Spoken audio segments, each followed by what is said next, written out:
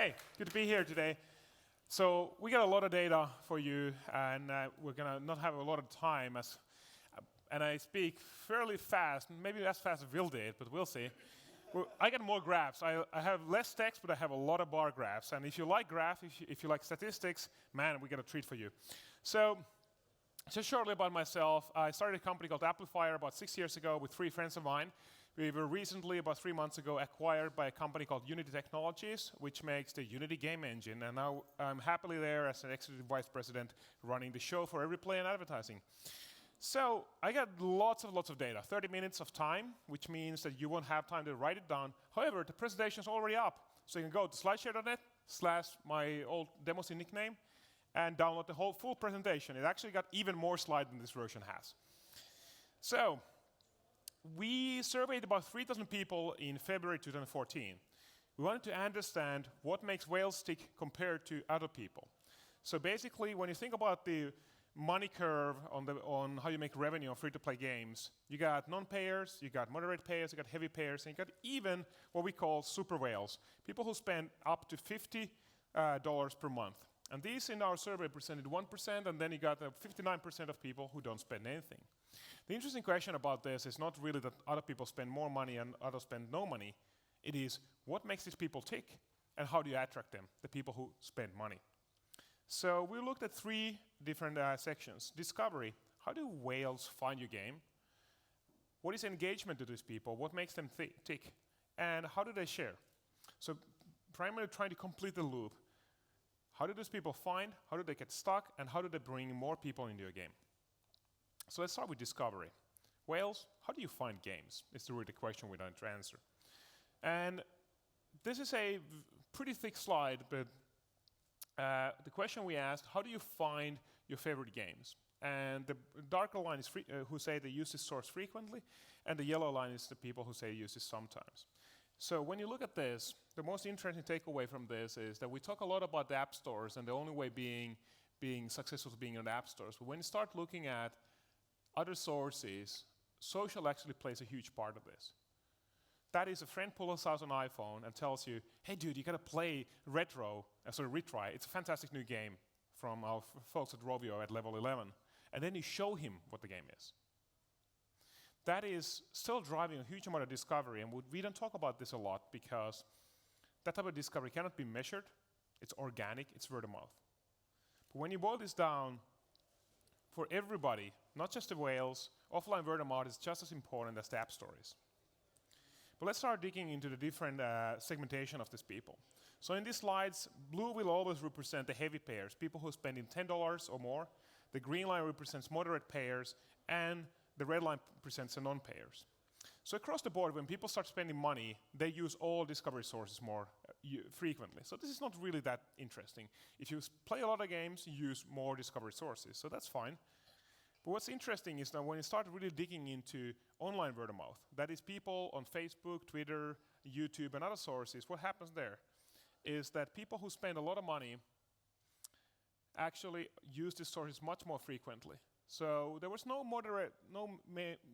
major differentiation in the previous slide, but when we start digging into online sources, heavy payers, and especially the super whales, are much more likely to use sources such as Facebook invites and Twitter posts. What's really interesting is this slide, is that whales really like, and by the way, this is the reason I should have been running this presentation for my own Mac instead of these guys, because these lines would actually be aligned. So sorry about the bad graphics. These are actually, ignore the gaps, because these are coming from the AV Tech's presentation. So when we look at this, video is super interesting. So for non-payers, they don't really go and check out video, but when you start looking at things like heavy payers, we get to about 35% of the super whales using video often for game discovery. How many of your games have provided either a video sharing opportunity or have gotten a video streamer like a YouTuber to do a let's play of your video? If you have not, this is a really interesting area to explore, because video is clearly something that drives heavy spenders' behavior. So very quickly, looking back at this, I'm sorry, actually, I'm going to dig into one of these things. What people also say is that websites and press doesn't matter. I think it's actually reassuring that blogs actually matter for heavy spenders. So when you think about spending money, an interesting place potentially to explore will be specialist press for gamers on mobile. Even though it doesn't drive volumes, it seems to be very interesting for the heaviest of the spenders because they go out of their way to find something new. So to summarize, why whales sing is that they like discovering games through online word of mouth. This is clearly much more important channel than it is for non-payers. They go online, they will find invites on Facebook, they will share to Facebook, they will go on YouTube, they will go even on Twitter to find these things. And there's a very big differential between online word of mouth and the non-paying behavior. So I would really encourage you to think about how you create online virality because it seems to be reaching the whales. They're also actively seeking out games. So things like blogs and press and let's plays and other things which are about discovery through other people, which is either reviewers or people who are of authority, like let's players, are clearly influencing this sort of people. And again, gameplay video is really interestingly standing apart from the other sources for heavy payers. So whether you would be doing wines of your game on Twitter, whether it be YouTube video, Facebook video, I keep on coming back to this video word, but it's really important. So it seems to be that seeing is believing for the heavier payers, and they are influenced by video. And two online word sources really stand out, and we all know about Facebook, but we really don't think about YouTube. So I'd really encourage you to start thinking about YouTube as an advertising medium or an information medium. So get in touch with Let's Players and other people who have large channels.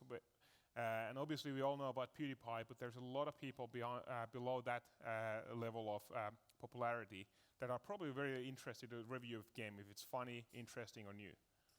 So I'd say think YouTube when you think about marketing for your games if you're trying to reach new channels. And by the way, YouTube has announced True View video ads on mobile, so you can actually with install buttons, so you can actually start promoting on YouTube or mobile your games for paid advertising. It's probably an interesting source right now. Okay, engagement. So when we think about whales, very interesting question to ask is why do you play the games you play? And when we look at this and we try and triangulate how does social play into this? Because in our survey we're primarily interested in how does social affect whales. And there's not a huge amount of difference when we think about this. Social features are important for everybody.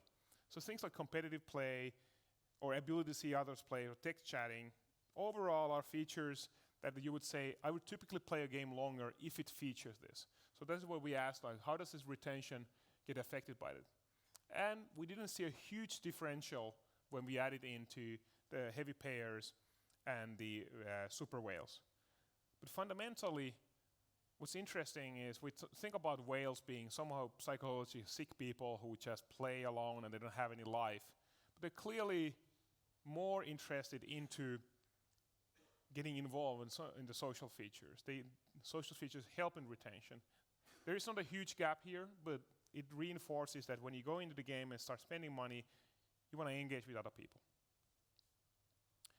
The next question is what we asked is like, well, how do you feel about this type of features? And then we had basically a scale of 3. One was I hate it, and the other end was love it. So trying to get like an emotional response out of the people. So leaderboards are surprisingly important, and this strikes me as odd because we all had leaderboards in games for ages. And they feel like an outdated feature we just throw into the game. But everybody seems to like leaderboards, and especially when we add in whales, super whales are very important. But this is really interesting. Making new in-game friends, in-game chatting, and responding to challenges, and these things are really standing out. So if in the last slide, everybody was roughly equal on the social spectrum, slightly more for the super whales, then when we start really looking into specific features, the whales are really the super whales are really starting to stand apart. And making new in-game friends is a super involved feature. I need to meet this new messy person, and I need to start sharing resources with him or coordinate with him. But what this means basically is that these people are really looking for experiences that go beyond just tapping on the screen. They're looking to get challenges. They're looking to get involved. And other people are super interesting because they are exciting, they are messy, they are unpredictable. So playing with other people adds a new dimension that makes the game more rich and more complex, more unpredictable. And that, to me, as definition, makes the game more fun. And clearly games right now, mobile, that do these things, whether it be things like Clash of Clans, providing clan system where you can buddy up with other people or with your existing friends, or maybe the new MOBA type of games that are coming along, they're all tapping into this feature which are about playing together or playing against somebody. And to me, that's something, if you're working towards a free-to-play game that really you have to think about whales, I think you really need to start thinking about social as a key driver for these people. Now, game communities are not really what you do in the game, but what you do around the game. That is a place where you can go to meet with other people that also like the same game. And in a community setup, we're trying to find out, and by the way, there's a lot of small text here, we're trying to find out what type of community features matter. And again, this is not a super interesting slide because everything is similar. So heavy players are slightly more interested on communities than the non-players are. But everybody seems to be somewhat interested. And again, the heaviest players don't really stand out. But what this basically means that the in-game communities are more something that gets added on top of the game, around the game, and doesn't really detract from the experience, and people are like, well, I would use it, I would go there, but they don't really make your game either, which we all know. If you add a forum to a game, it doesn't make a great game, or it doesn't make a bad game into a great game, but just provides an outlet where people can meet up. So in terms of when I think about game communities, they're more an additional, they're really just a kind of spice on the mix that lets some people come together, they let them interact and explore the game outside of the game and maybe create their own rules. But clearly game communities are not really just driving it. A very interesting question often is like, should people use their real identity or should they use a fake identity? And what we did in this graph is that we looked at the different segments of players, and we looked at who they want to play with. So if you're playing with real friends, you obviously want to use your real name. That's the only category actually where your real name is at all interesting. And then when we start going to anything else, you get into some kind of nickname thing. And it's clearly, if you want to go with one choice, the nickname with an avatar image seems to be the one everybody's pretty much comfortable with, except if you're logging in pretty much with Facebook. But the problem with Facebook login is the heavier you go into a makeup identity, the heavier you go into a game that has a fantasy like, I'll just use Clash of Clans again, like I don't want to be known of myself in the clan because I might be playing with a 13-year-old boy who is a clan leader. I have no willingness to learn that he's a 13-year-old snotty-nosed boy. So I really think that Facebook is a little bit challenged setup on the mobile or any game scenario. And apart from games that are really like meant to be played together with your real world friends, it doesn't seem like a good match. So a lot of data, and again, I urge you to go and download the presentation and take some time to dig into that. But what's really standing out is competitive play. There's also clear drivers to show off. And surprisingly many really want to make new in-game friends. They want to meet with people and they want to challenge them. The game communities are really just an amplifier. They are not a driver. But put this together, whales seem to be relatively social people. Okay, let's talk about one more factor, which is like, if you get a whale in, so they discovered your game, maybe on YouTube, they come in, they get engaged with the communities, they start playing a long time, they make friends. How do they bring in more people? Again, a pretty thick graph. And interestingly, and which matches what we talked about earlier on discovery and how do you discover games. So for everybody, word of mouth is probably the most important way of discovery, and similarly, the most important way of sharing is telling other people in person, hey, you got to play this game. So this is something that games that are immediate, that are rich in their graphics, and you can get very rapidly benefit from. So if you can pull out a phone and immediately show what the game is about, say Angry Birds originally, which was new and novel, you could immediately connect with somebody else and demo the game. So I would really think about how does my game become demoable? So when I pull out the phone or a tablet, how can I rapidly show what the X factor in my game is? Because clearly that seems to be these two seem to be the number one ways of sharing. Other than that, when you start looking at, you have the App Store ratings, and then you start getting into Facebook and whatnot. And interestingly, even something like about 5% of people now and then do live broadcasting of mobile gameplay. So when we talk about video, something like sharing is happening, but this is really interesting in terms of like already today when it's super, super hard to do live broadcasting for mobile games, of 3,000 people, about 5% in the United States are already getting involved with that. So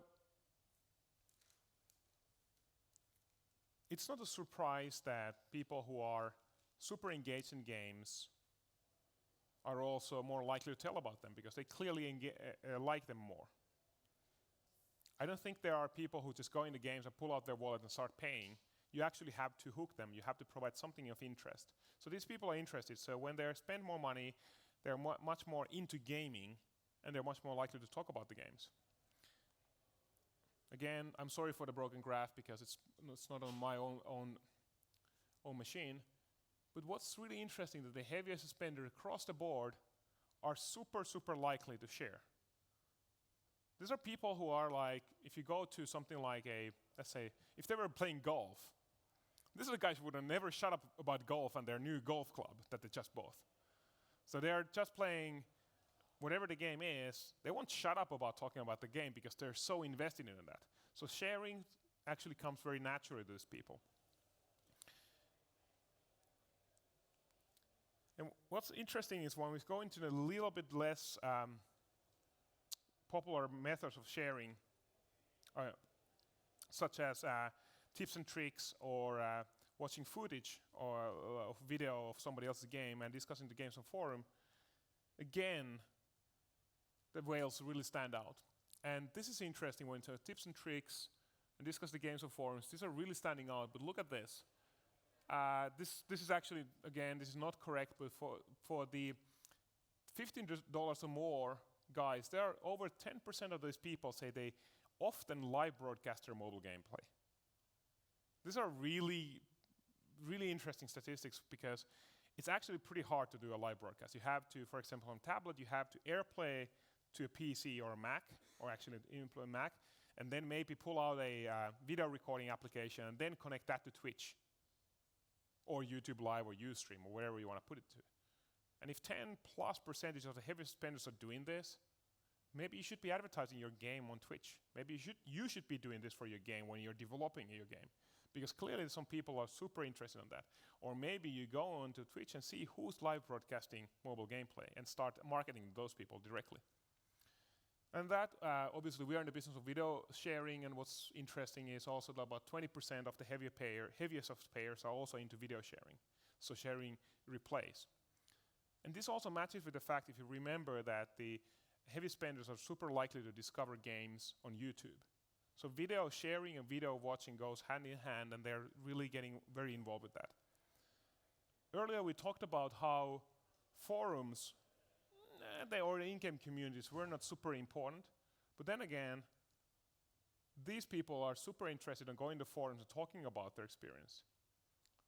So almost for the heaviest spenders, you could say there's no limit to how much trouble they will go through in order to connect with other people about the same game.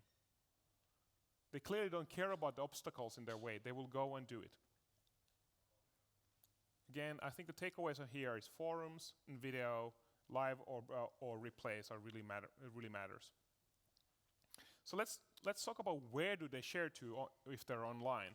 And across the board, obviously Facebook rules, YouTube coming second, and then you got all kinds of things like WhatsApps and Twitters, and Skype is interestingly super popular. That kind of really stood out for me. Again, if we put in the heavy spenders here, Facebook rules, but YouTube is second. And we don't really talk about YouTube, and I keep on coming back to this. We really don't talk about YouTube as a game marketing tool on mobile. We don't talk about it as a sharing destination on mobile. But you cannot spell video games without video.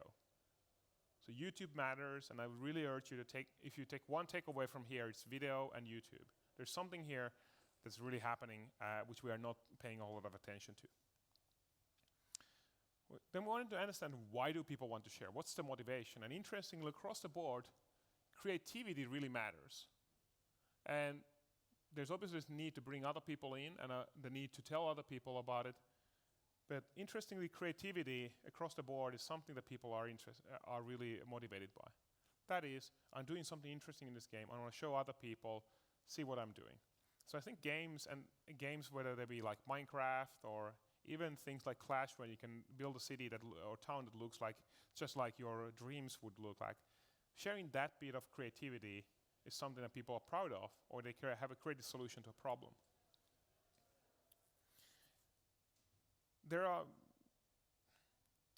There's other reasons also to share, and one is to become part of a community. And one of the things we are wanting to understand in our survey is that how important is the social aspect of sharing, of becoming part of a larger thing. So how much do you agree how much do you agree with this, with enjoying game sharing? And again, whales are social. And I think we need to take away this notion of this lonely dude in the basement who's spending money, or somebody who's kind of a psychologically ill that he cannot connect with other people because he spends money. I think we've really stigmatized whales a lot, and the word is even derived from the casino world, where these people are clearly somehow special, and they may be a little special. But the interesting thing is the communities do matter. The more you spend money, the more you share, the more you discover to social, the more you want to connect with other people. So it clearly seems that sharing matters. So the tips and tricks really stood out. Being part of or talking on a community, and if you share tips and tricks, you want to be an author or authority. You want to be somebody who people recognize as being somebody who has knowledge. So you probably want to help people, but you also want to be recognized for helping people. They're clearly show-offs. Like live broadcasting gameplay on mobile, like you have to be a super exhibitionist to do that right now, because it's so hard, so cumbersome, and they're still doing it. So tools that let you show off are clearly something you want to bake into your game. And they are really interested in going and seeing what others do. This is because if they're so invested on building something, about winning or mastering the techniques, they want to see what others do. So facilitating in-game visiting or ability to see other people in your game motivates them because it lets them compare themselves to others. And creativity across the board was a very big driver for sharing. But also, I would say, helping others and being part of the game community also matters. So you want to create tools that let people be recognized for their contributions, their activity on the community. So if you're building something, you want to be also feeding their need to be recognized, but also create an outlet for creativity. So how do you make your whales happy? I think, and I removed some slides for this because we have less time than I had at GDC when I did this last time. On those slides, we talked about some of the genres that whales really like, and competitive gameplay really came out from there. And actually pretty male-themed competitive gameplay. The in-game community is a way for retaining players, a way for connecting them. And I think providing tools for easy sharing really matters. You want to provide tools that let them compare themselves and show off. And obviously, we all heard enough from Facebook that we all know that Facebook matters, and Facebook matters, and Facebook logging matters, and you should be sharing to Facebook and invite to Facebook. At least I've heard this speech many times. But I've actually never seen a YouTube representative at any gaming convention talking about how YouTube matters. But YouTube matters. It matters almost as much as Facebook does. So that's one major takeaway from this. Okay, the obligatory sales pitch. What do? We do all kinds of things. Actually, in-game community and mobile replay sharing. So yes, my presentation seems to match what we do. So we're going to play just a quick video on what you can do with every play. This is a game called Dead Trigger 2. It's made in Unity, and it's currently available on iOS and Android with every play. And let's see if we get this rolling.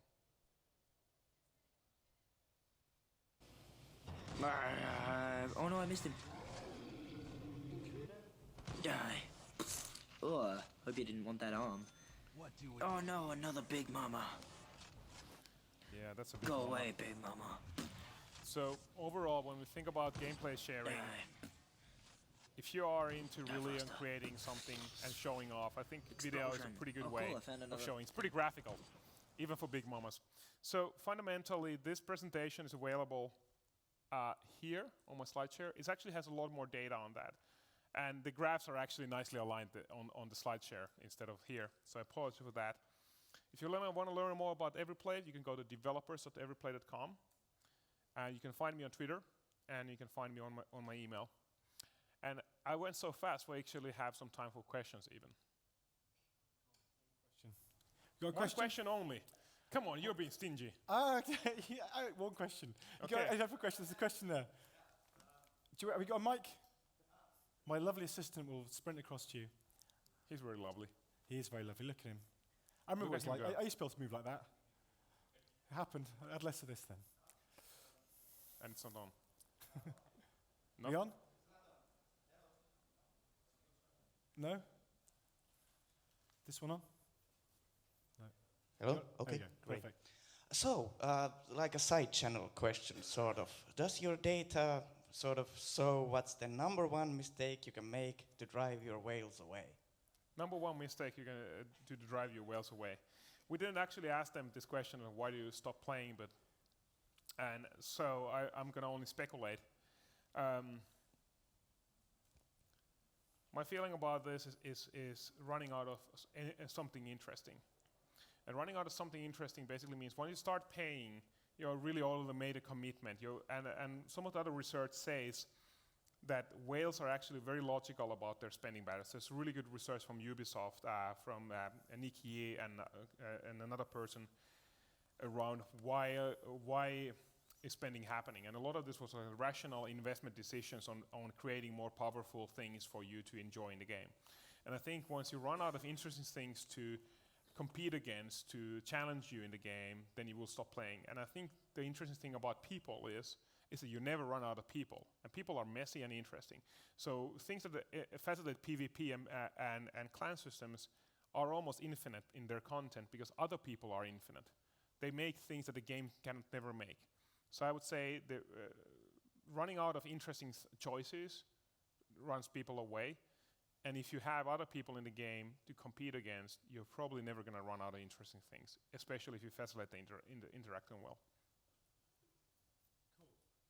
Okay, can we have a big round of applause, please, for UC?